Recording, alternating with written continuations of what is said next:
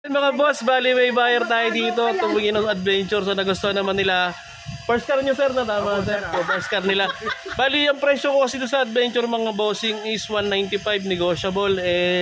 Sa atin naman kumitang konti, okay na. So magkano dala mo sa ng pera?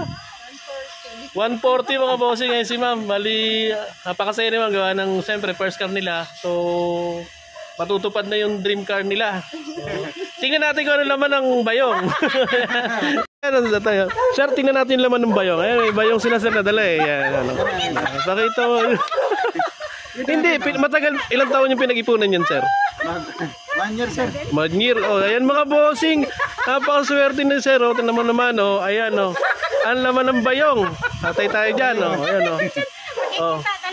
Ayun mga boss mo, sa atin naman mga bossing, tulad yan, may mga buyer talaga na nag-iipon para sa mga pangarap nila sa sasakyan. So, sabi ko nga kayo na sir, yung presyo ng sasakyan ay napakamura na lang, binigay ko pa ng mababa. Ayan, so bali magbibilangan tayo ngayon, napakadami nito. Ayan, ayan. So binilang nyo naman ata yan, boss? Binilang nyo na. So, sige kayo sir, kayo. Sige, sige. Ayun mga boss, yung kinuha nila yung adventure natin. So bali nakuha nila ng 177,000 lang. Ma'am, ganito na lang po para wala na kayong masyadong 177 na ma'am, sir.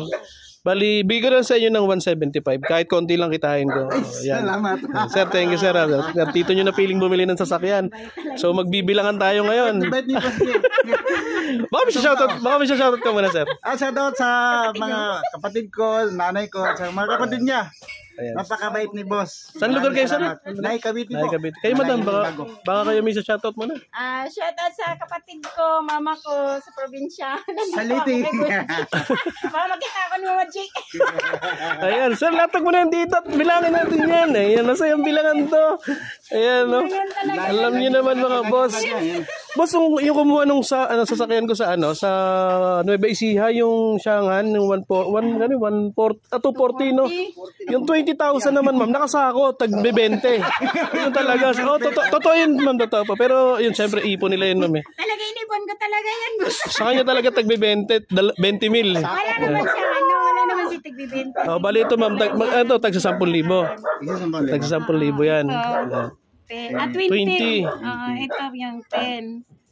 Siguro yung alkansa nyo dyan, gaano kalaki, sir? Sir, Ayan, grabe. kasi sa banga siya 60. Ay, parang lalagyan ng tubig yung lupa. Ay, yung parang binuong banga, ganun. Tama, no? Pinaghirapan talaga to, sir. Hindi talaga, ma'am. Ano na nga ito siguro. Pero okay yan, ma'am. At least natupad niyo yung pangarap niya, ma'am. So, ikutan ko lang, ma'am, yung sasakyan niyo na kunin, ma'am. So, ito yung mga boss yung kinuha nila sa atin. So, 195, bumaba tayo ng 177 sa tawad nila. So, napakabait nila, ma'am. Ibinaba pa natin ng 175 to, mga boss. Ayan. So, bali, sabi ko, wag niyo munang kunin at papalitan pa natin ng brake pad at medyo bakal-bakal na yung tama. Ayan. So, sold na ito mga bossing kina ma'am na taga Naik. Sobrang saya talaga nilang gantong buhay. Nakakatulong ka sa mga nangangarap magkaroon ng sasakyan. Ayan. So, wag tayo mag-overprice. Tama lang yung kumita ng konti. Ayan. Ayan na, oh, dami niyan. Sige, magbibilangan naman tayo, sir. Thank you. Ma'am, thank you po ha. Ayan.